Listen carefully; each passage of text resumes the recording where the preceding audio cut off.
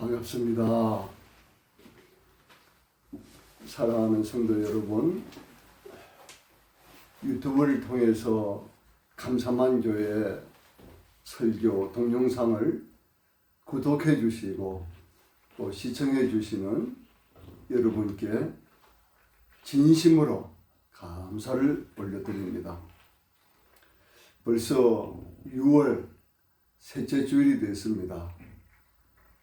잘 아시는 것처럼 지구 온난화로 인해서 금년 여름에는 어느 해보다도 많이 더울 것이라고 그렇게 예측을 하고 있습니다. 오늘도 지난 시간에 이어서 예수 그리스도의 십자가라고 하는 제목을 가지고 말씀을 증거하도록 하겠습니다. 오늘 본문 말씀은 고린도 후서 5장 20절과 21절에 있는 말씀입니다. 제가 봉독해 올려드리겠습니다. 그러므로 우리가 그리스도를 대신하여 사신이 되어 하나님이 우리를 통하여 너희를 권면하시는 것 같이 그리스도를 대신하여 간청하노니 너희는 하나님과 화목하라. 21절 하나님이 죄를 알지도 못하신 이를 우리를 대신하여 죄로 삼으신 것은 우리로 하여금 그 안에서 하나님의 의가 되게 하려 하심이라. 아멘. 아멘. 지난 시간에 저는 예수 그리스도의 십자가에 대해서 하나님께 버림당하신 예수님, 노뱀과 희생 염소로서 보여주신 예수님이라는 말씀을 가지고 증거했었습니다. 오늘은 우리 예수님이 죄인이 되신 메시아, 죄인이 되신 그리스도, 이스라엘 민족 언어인 히브리어로 메시아라고 합니다. 그리스어, 헬라어로는 그리스도라고 이렇게 부릅니다. 예수라고 하는 것은 자기 백성을 죄에서 구원하실 자라는 뜻이 있고요. 그리스도라고 하는 것은 하나님께로부터 기름 부으심을 받은 자라는 원뜻이 있으며, 또 그리스도라고 하는 것은 구세주, 또 우리 예수님은 구약시대에 왕과 제사장과 선지자에게 기름을 부어서 예식을 올리는 그러한 사명, 그것을 가지고 있어가지고 우리 예수님은 바로 왕이요, 제사장이요, 선지자라고 하는 삼중직을 나타내는 바로 예수님의 사역, 예수님의 직분에 대한 말씀이 그리스도, 히브리어로는 메시아라고 이렇게 부릅니다. 우리 예수님이 죄인이 되신 메시아이십니다. 그 말씀이 바로 고린도 후서 5장 21절 말씀입니다. 하나님이 죄를 알지도 못하신 이를 우리를 대신하여 죄로 삼으신 것은 우리로 하여금 그 안에서 하나님의 의가 되게 하려 하심이라. 이렇게 말씀하고 있습니다. 지난 시간에 살펴보신 것처럼 우리 예수님을 벌레요, 또 독이 들어있는 불뱀이요, 또 희생 제물로 대신 염소로서 우리 예수님을 상징하였습니다. 참으로 놀랍지 않습니까? 구약 성경이 그렇게 말하고 있지 않거나 신약 성경의 저자들이 그리스도의 희생적 죽음을 더욱 어둡게 묘사해 그런 상징을 한층 더 강화하고 있지 않다면 하나님의 아들을 그런 혐오스러운 것에 비유하는 행위는 틀림없는 신성 모독일 것입니다. 신약 성경의 저자들은 성령의 영감을 받아 죄를 알지도 못하신 메시아가 죄가 되셨고 성부의 사랑하시는 독생자가 저주가 되셨다고 증언하고 있습니다. 갈라디아서 3장 13절에 그리스도께서 우리를 위하여 저주를 받은 바 되사 율법의 저주에서 우리를 속량하셨으니 기록된 바 나무에 달린 자마다 저주 아래에 있는 자라 하였음이라. 이 말씀을 충분히 깊이 묵상하고 이해하면서 감격스러워한 적이 있었습니까? 서랍 천사들이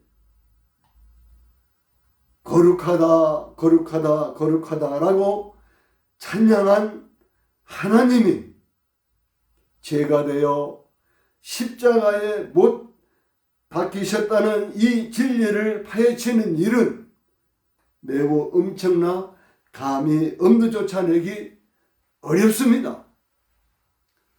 우리는 첫 단계부터 주저하지 않을 수 없습니다.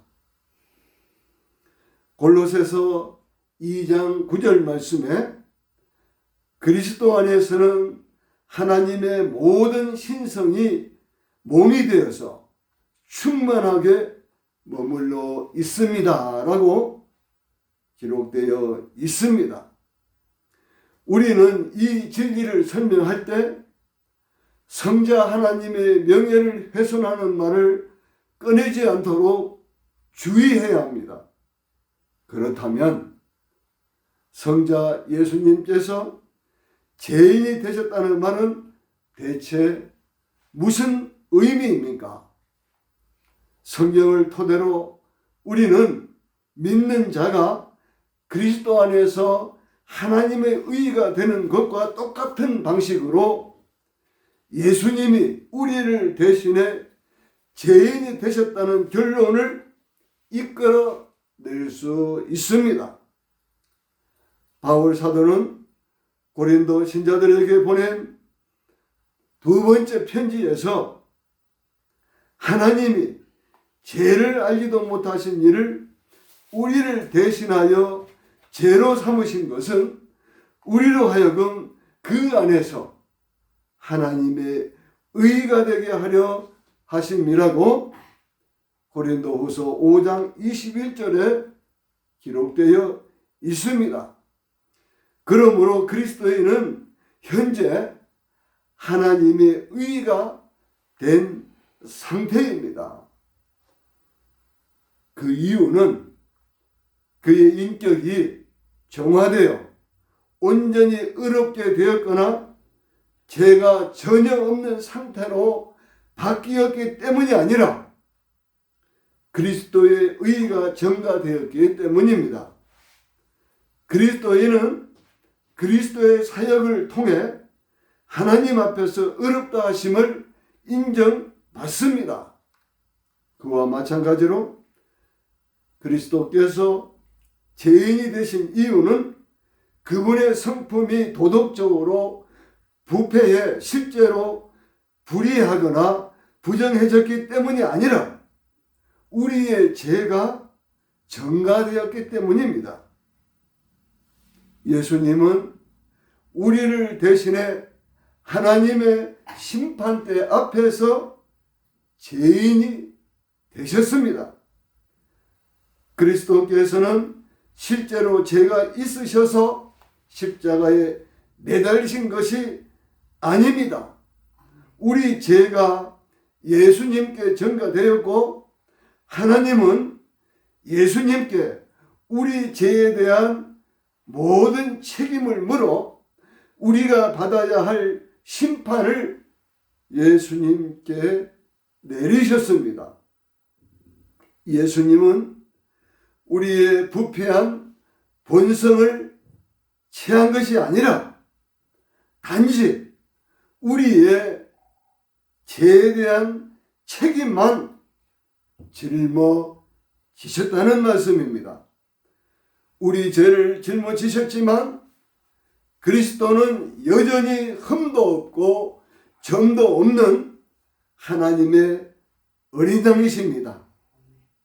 주님의 희생은 성부 하나님께 향기로운 제물이 되셨습니다. 신약성경 에베소서 5장 2절 말씀에 그리스도께서 너희를 사랑하신 것 같이 너희도 사랑 가운데에서 행하라. 그는 우리를 위하여 자신을 버리사 향기로운 제물과 희생 제물로 하나님께 드리셨느니라. 그렇다고 해서 예수님께서 우리를 대신해 형식적으로만 죄인이 되셨다고 가볍게 생각해서는 안 됩니다. 비록 전가된 죄를 짊어지셨지만 그 죄는 온 인류의 모든 죄를 짊어지셨기에 실제로 주님의 영혼에 엄청난 고통을 안겨주었습니다. 주님은 진정으로 우리를 대신하셨고 우리 죄를 짊어지셨으며 우리의 죄값을 십자가 위에서 치르셨습니다. 온 인류가 받아야 마땅한 하나님의 진노를 고스란히 예수님이 홀로 받으셨습니다. 그리스도의 참된 본성과 그분이 죄인이 되셨다는 진리를 대조해 보면 예수님께서 경험하신 고뇌를 더욱 생생하게 이해할 수 있습니다. 죄인이 자신의 죄를 직시하고 그 죄의 중압감을 느끼는 일은 참으로 고통스럽고 불안하고 그 공포는 이루 말할 수가 없습니다. 그러나 죄를 알지 못하신 예수님이 전혀 낯설기만 한 죄의 부패함을 짊어지시고 온 인류의 죄를 몸소 느끼신다는 것은 차원이 다릅니다. 실제로 죄인은 하나님의 심판대 앞에서 말로 다 할 수 없는 공포를 느낍니다. 그러나 악이 없고 더러움이 없고 죄인에게서 떠나 계신 분이 그런 대우를 받는다는 것은 차원이 달라도 한참 다릅니다. 죄인이 아무 관계도 없고 애정도 없는 공의의 하나님께 정죄당하는 것과 하나님의 가장 사랑하는 아들이 자신의 아버지 곧 영원전부터 자신과 가장 친밀한 관계를 맺으시고 무한한 사랑을 베풀어 주신 아버지께 심판과 정죄를 받는 것은 한마디로 비교 자체가 불가능합니다. 우리 예수님은 죄인이 되셔서 우리에게 거룩하신 하나님의 의를 입혀주시려고 싱하시기 위해서 예수님이 십자가에 못 박혀 물과 피를 다 쏟으시고 죽으셨다는 것을 우리는 믿음으로 확신할 수 있어야 됩니다. 이제 저주를 받으신 그리스도 예수님에 대해서 살펴보겠습니다. 그리스도께서 죄가 되셨다는 것은 참으로 두렵고 이해하기 어려운 진리입니다. 하나님께 저주받은 자라는 가장 불명예스러운 칭호를 짊어진 채 십자가에 매달려 있는 하나님의 아들을 발견합니다. 성경은 하나님의 계명을 어긴 탓에 온 인류가 그분의 저주 아래 놓이게 되었다고 가르칩니다. 바울 사도는 갈라디아 신자들에게 갈라디아 3장 10절에 누구든지 율법책에 기록된 대로 모든 일을 항상 행하지 아니하는 자는 저주 아래에 있는 자라 하였음이라 라고 기록하였습니다. 저주가 무엇입니까? 저주는 불행이나 재앙을 비는 악담을 뜻하는 헬라어 카타라를 번역한 말인데요. 신약 성경에서 이 말은 하나님에게 버림과 배척을 당해 심판과 정죄 아래 놓인 상태를 바로 저주받았다라고 말씀합니다. 하나님의 저주는 하나님의 축복과 정반대입니다.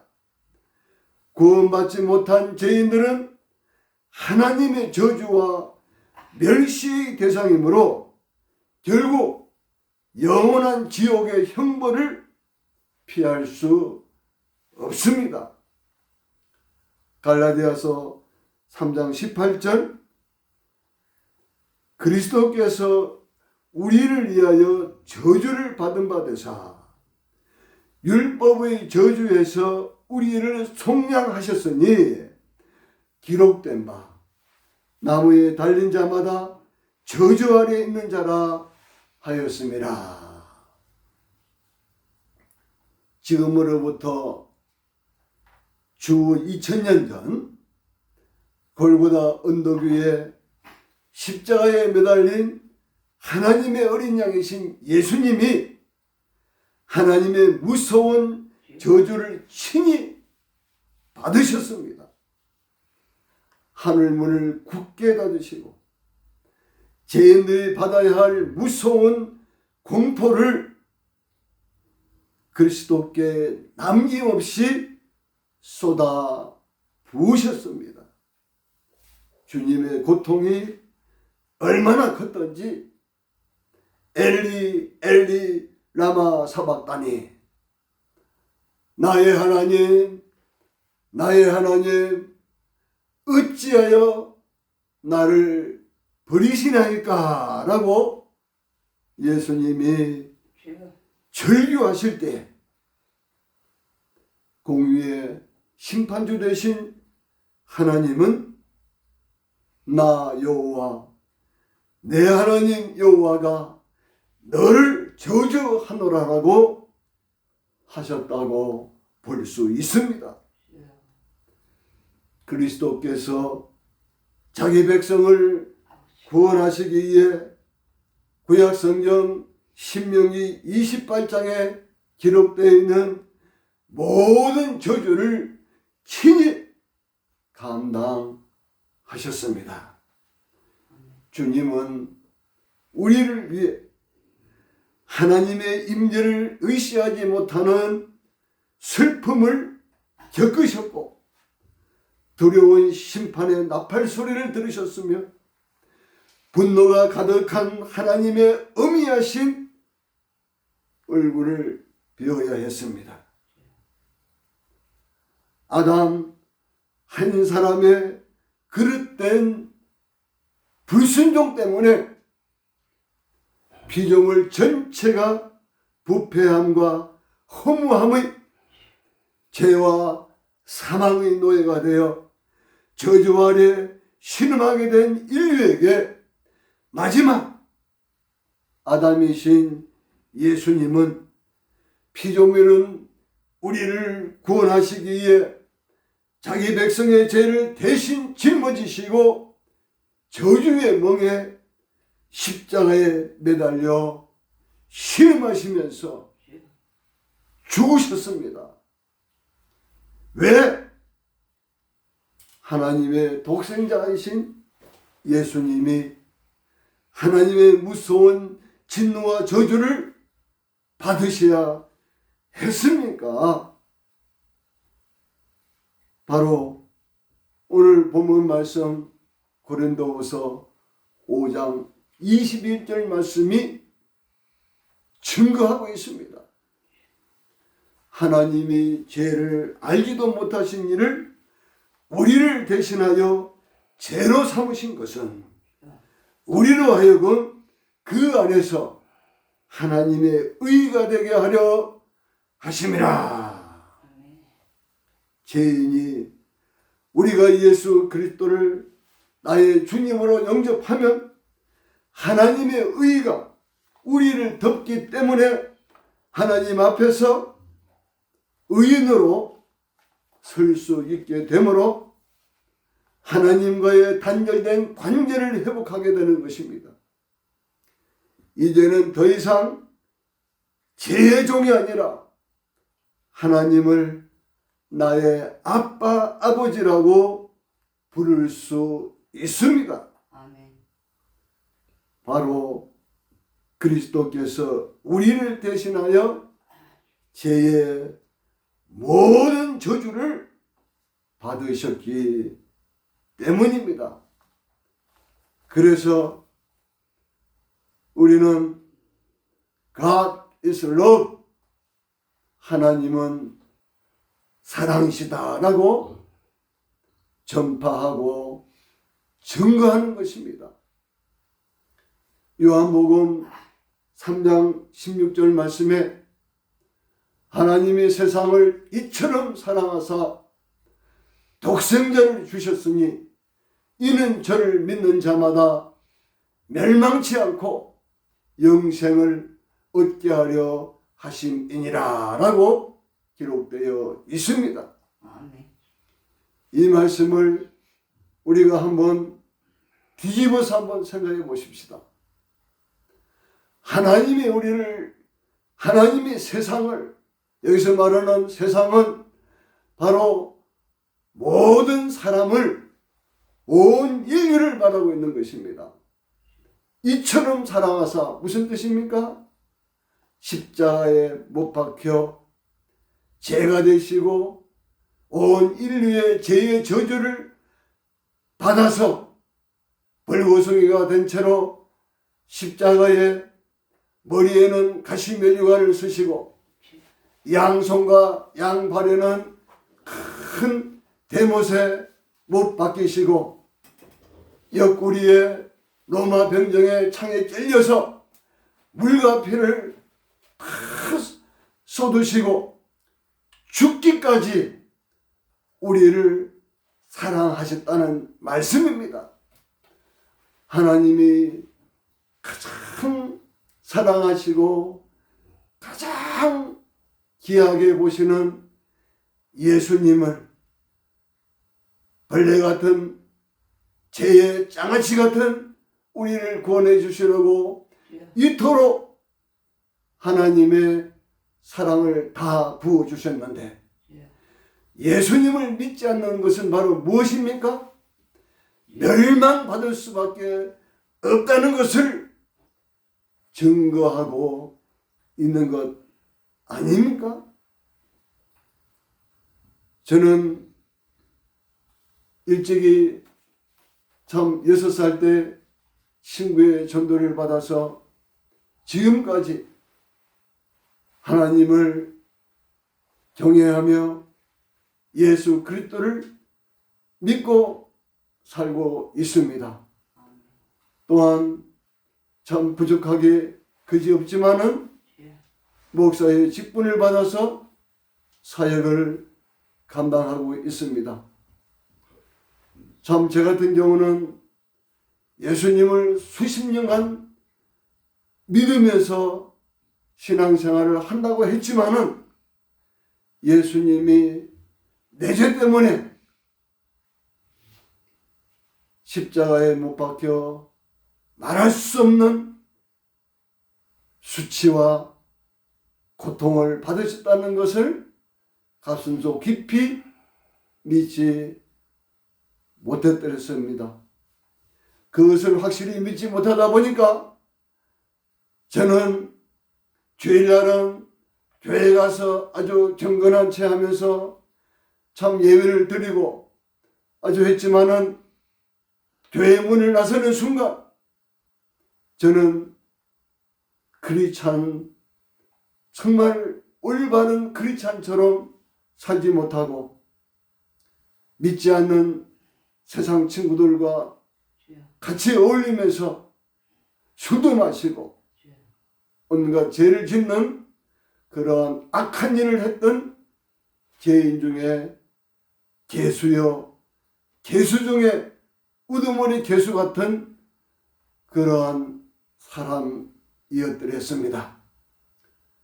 저는 제가 50대 초반에 교회에서 오후 예배 시간에 패션 오브 크라이스트라고 하는 그리스도의 순환이라고 하는 그 애국 영화를 상영했더랬습니다. 그 영화를 보는 순간 예수님이 십자가에 못 박히시기 전에 빌라도 그 법정 빌라도의 뒷뜰에서 로마 병정의 그 39대의 채찍을 맞는 그 장면을 보면서 저에게 성령님의 강한 임재가 일어났더랬습니다. 죄 없으신 예수님의 등허리에 그 뾰족한 납덩어리가 달린 그 채찍에 맞으실 때마다 예수님의 등허리에는 살점이 뚝뚝 찢겨나가고 피가 낭자하고 그것을 보는 순간 저는 바로 교회 바닥에 쓰러졌습니다. 아, 나 같은 죄를 구원해 주시라고.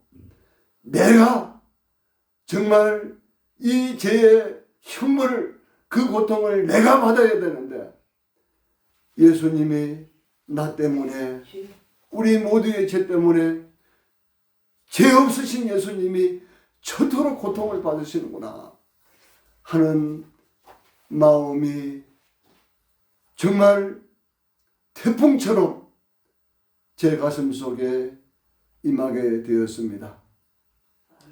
그때부터 제 삶은 달라지기 시작했습니다. 참 하나님께서는 그 일이 있고 나서부터 저에게는 정말 힘든 가시밭길을 걷게끔 하셨습니다. 무려 10년 동안 정말 힘든 일을 저는 하게 되었습니다. 그러나 놀라운 것은 그토록 힘든 일을 하면서도 제 마음속에는 예수님의 평화와 예수님의 위로가 제 심령 속에 날마다 흘렀습니다. 사랑하는 성도 여러분, 아직도 정말 예수님이 십자가에서 처참하게 물과 피를 쏟으시고 죽으신 것이 나의 죄 때문이라고 깊이 그것을 체험하지 못하신 분은 계속해서 하나님께 기도하십시오. 제 심령 속에 예수님의 그 십자가의 사건이 바로 나 같은 죄를 구원해 주시려고 죽으셨다는 것을 깊이 성령으로 체험해야만이 이 악한 육신의 정욕과 안목의 정욕과 이생의 자랑의 이 죄의 흉악한 결박을 끊어낼 수가 있습니다. 과거에 저는 정말 죄를 끊기 위해서 3일 금식도 여러 번 하고 또 하루 한 끼씩 정말 한 달, 두 달도 금식하고 그렇게 했지만은 그것 가지고는 죄의 흉악을 끊지 못했습니다. 그러나 성령께서 저를 인쳐 주셨을 때에 성령께서 내가 철저히 죄인이고 나의 죄 때문에 예수님이 죽으셨다는 사실을 깨닫게 해 주셔야만이 죄를 이길 수 있다는 것을 저는 여러분께 말씀드립니다. 이 방송을 유튜브를 통해서 보시는 분들 중에서 아직도 예수님을 영접하지 않으신 분이 있다면 이 시간 저를 따라해 주시기 바랍니다. 주 예수님, 나는 죄인입니다. 주님을 구세주로 믿고 싶습니다. 십자가에서 죽으심으로 내 죄값을 담당해 주시고 사흘 만에 부활하셔서 나 같은 죄인을 구원해 주시니 감사합니다. 지금 내 마음의 문을 열고 예수님을 나의 구주, 나의 하나님으로 영접합니다. 나를 다스려 주시고 나를 주님이 원하시는 사람으로 만들어 주시옵소서. 예수님의 이름으로 기도드립니다. 아멘. 이 영접 기도문을 진심으로 영접하신 분은 이제 하나님을 아빠, 아버지라고 부를 수 있는 하나님의 자녀가 되었습니다. 하나님의 말씀을 올바로 전하는 가까운 교회에 가셔서 목사님의 지도를 잘 받으시기를 바랍니다. 감사합니다. 더운 날씨에 모든 분들 건강에 유의하십시오.